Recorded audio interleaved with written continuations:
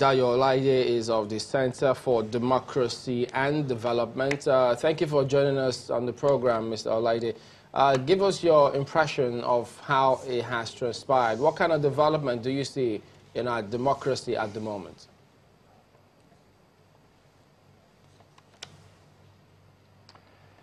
I think right now, driving down here, I witnessed a lot of relief among Nigerians. Relief that the elections have come and finally the results have been announced. Of course, it's presented us with a number of challenges. Many of those challenges have been with us for quite a long time, I think since 1999. The logistical challenges that forced a postponement of the elections, the misstatements that sort of created major concerns about the safety of electorates, and then eventually the really poor voter turnout.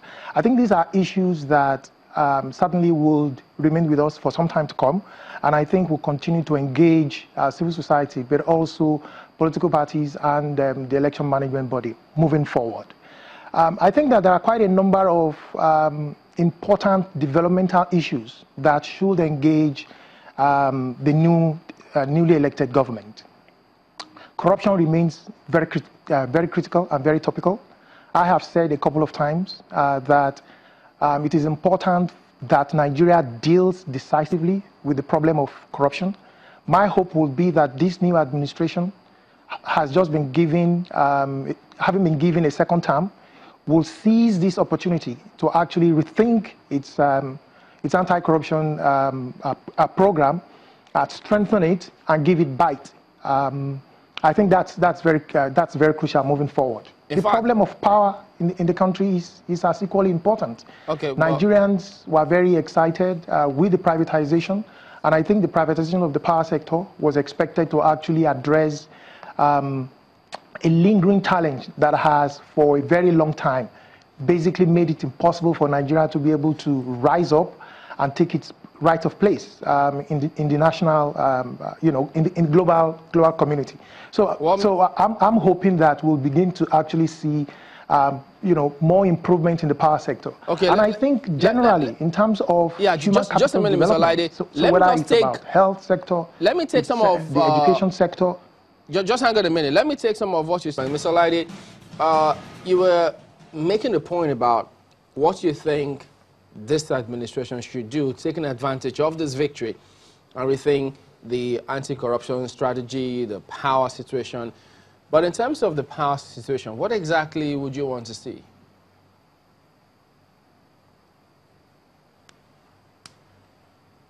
The simple expectations of Nigerians are to be able to have an increase in the number of hours that they can enjoy power. Until privatization is able to lead to that, I think there will always be concerns about the power sector. Now, the reform that we've seen in the power sector was expected to be able to do exactly that. Now, I think we are about the 4th year now, into the privatization of that sector. But it continued to be dogged with a lot of challenges, ranging from estimated billing. We've never been able to increase, even though we've been able to increase generation, but in terms of distribution challenges remain crucial, so that a significant number of Nigerians who want to be able to access power can't actually have it. Now, even for those that have it, because they are connected to the national grid, right? The number of hours that they are able to enjoy power keeps fluctuating. In some parts of Abuja, for example, people only manage to have power 3 to 4 hours. In some places, where it's actually rationalized, you find that they have 3 hours one day, and then maybe in between there's no power at all until again the 3rd day. So I think that the privatization of the power sector leaves a lot to actually be demanded by the general populace. And I think it's something that if we can fix it, just as we are celebrating the progress and the achievements in the telecom sector. I think the power, the ability, the capability of the power sector to mobilize, to energize the Nigerian economy is humongous. Unfortunately, we've just never been able to find the right formula to get this energy released and get Nigerians productive, either as entrepreneurs or working for others. Is it a problem of capacity to deliver or personnel to deliver, or what exactly do you think the problem is with our capacity or ability to deliver sufficient energy to the populace? What exactly can you put your finger on as the problem as to why we've not been able to track this problem and solve it over the past 20 years, at least?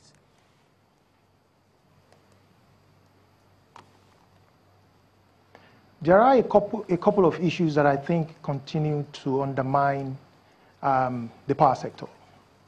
The first has been the ownership structure in the power sector. At the point where the privatization was made, there were expectations that we would have experts, those with sufficient knowledge and understanding of the power sector, actually coming to invest in the sector. With the benefit of the hindsight, right now, 4 years down the line, we have seen that that actually didn't happen.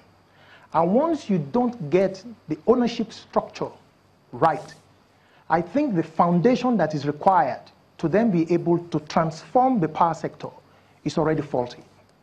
But be that as it may, if we go down the road, you'll also find that the arrangement that we then have put in place between, in terms of regulation now, between the GenCos, the transmission company, and the DISCO has also not worked. Not because the structure in and of itself is dysfunctional, but simply because we lack, or we've never been able to mobilize the right temperament to be able to hold people to account. So that if you have a GenCo who has signed up a contract and is not performing, someone needs to be able to hold them to account. It's the same with the DISCOs. So I think that, right through the entire value chain of the power sector, there are challenges both in terms of the ownership structure, both in terms of the responsibility for the different players at the different levels, whether it's generation, transmission, or distribution. The regulatory agency as well has, I think could have done more. So I think, for us to be able to move the power sector forward, we will need to come back and find the right temperament. Agree that until we are able to hold every major player in that sector to account on the basis of the contract that they have signed with the Nigerian government and with the Nigerian populace, I think we are likely to continue to have this challenge. Right now, one of the biggest challenges facing them is that of investments. Huge capital injection must happen to be able to revive and energize and get the sector moving. Now, the federal government, a couple of years back, made some money available to the sector. That money doesn't seem to have been able to fill the gaping hole that has, at least given by what the challenges that remain with us today. So I think the problems are clear. What I think we are struggling with is our ability to then be able to mobilize the right temperament, the will to then address those challenges. All right, Mr. Olaide, just one more. You talked about holding people to account. Now, let's talk about the entire democratic gamut now. Do you think we have enough infrastructure, I'm talking about legal infrastructure and so many other things that it may take for the citizen to be able to hold their elected officials to account?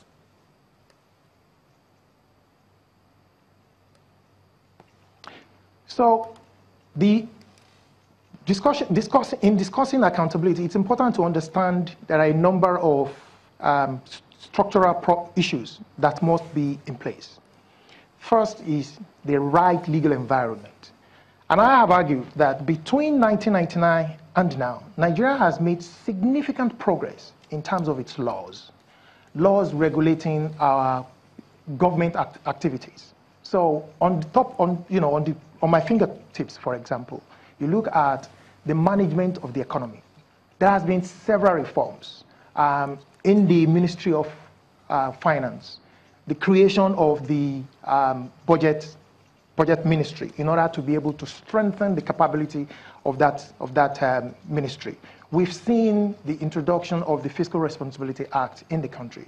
We've talked about the Public Procurement Act that was also established. We've seen the introduction of the Nigeria Extractive Industry Transparency and Accountability Act. We've had so many laws that have been put in place. Now, these are very important foundational structures for for Nigeria to be able to move, from a situation where there is complete lack of accountability to one where the citizens can, on the basis of laws, begin to act, and ask for questions of accountability,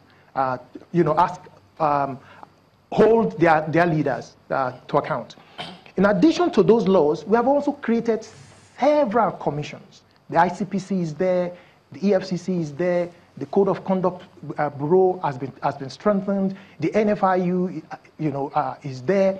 All of these, for me, are important infrastructures to superintend the implementation and the enforcement of the laws. But however, we must also acknowledge something that has also happened, which is that there has been tremendous effort to then sensitize, mobilize, energize, and empower Nigerians, to be aware of these different laws and processes and reforms, and then to also be aware of the responsibilities of these different agencies. The idea behind that is we are hoping to be able to create an interaction between the Nigerian citizens and those agencies that, charged with the direct responsibility of holding government's account. Now, ask me, what has been the quality of engagement between citizens and those agencies? I think there's a lot of challenges that we have seen. The media, for example, gets to do investigation.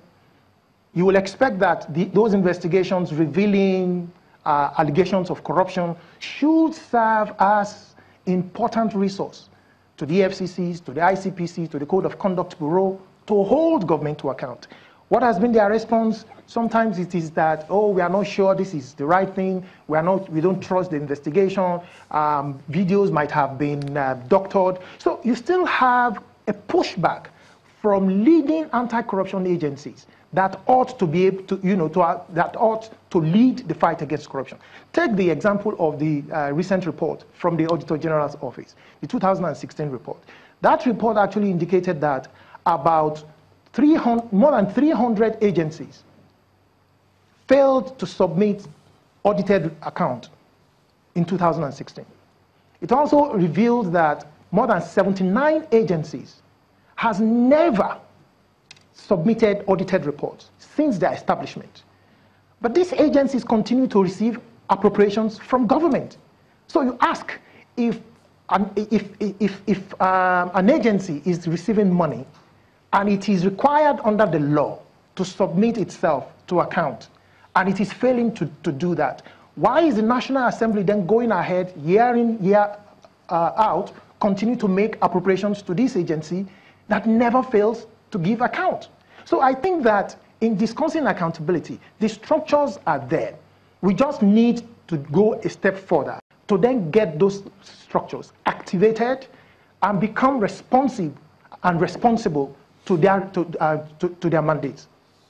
Okay, since it's structure-wise, I might as well ask you this one, because it has to do with structure, but in a different sector, if you will.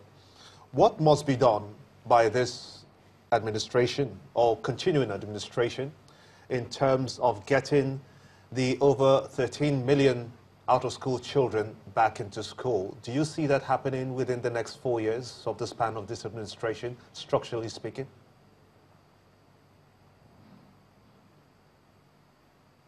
I think structurally speaking, it is something that every government must prioritize.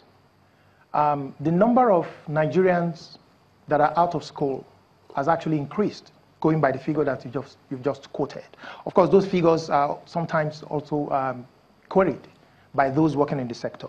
But the important thing is that we need to do more to get our girls, particularly, back to school. Now, how do we do that? Some of the programs that the government introduced and are currently running under the its current phase, I think can contribute to that. So the homegrown school feeding program, for example. Part of the challenges why many children or many parents are unable to send their children to school is for lack of economic means. And I think that if government will be able to actually sustain the homegrown school feeding program, we are likely to see more students actually going to school. In fact, if we take the example and the experience from Kaduna State, when the first phase of the homegrown school feeding program in Kaduna actually led to massive increase in the number of students coming to school. However, the government also never quite planned for the increase, so that it then became a problem of stress on the infrastructures, and infrastructure here I'm referring to classrooms, for example. Stress in terms of teachers that you needed to be able to then teach the students. Stress in terms of other related infrastructures within the school, but also in terms of funding that is then required to be able to meet the additional demand. So I think it is possible for us to be able to incrementally reduce the number of girls and the number of children that are out of school. Some of the other factors that have kept our children out of school also relate to traditional values and practices. The problem of early marriage, for example, is one that would normally take a number of students from school. Gambia in 2015 or thereabout, under the former head of state, actually introduced a law, prohibiting early marriage and giving the very strong reprimand there. So any parent that willingly, takes out his or a child out of school for early marriage is guilty. Is subject to prosecution, which could land him in jail for 10 years. The clergy that should pretend such marriage is also liable to up to 10 years imprisonment. Now, coming home, I think we will also need to take some radical steps to check those practices, those traditional beliefs and practices that currently makes it easy for our children to be taken out of school and given out in early marriages. So for me, it is something that is doable, but the government must first of all prioritize it and make deliberate steps, including some of the things that it's already doing, to begin to actually respond to them.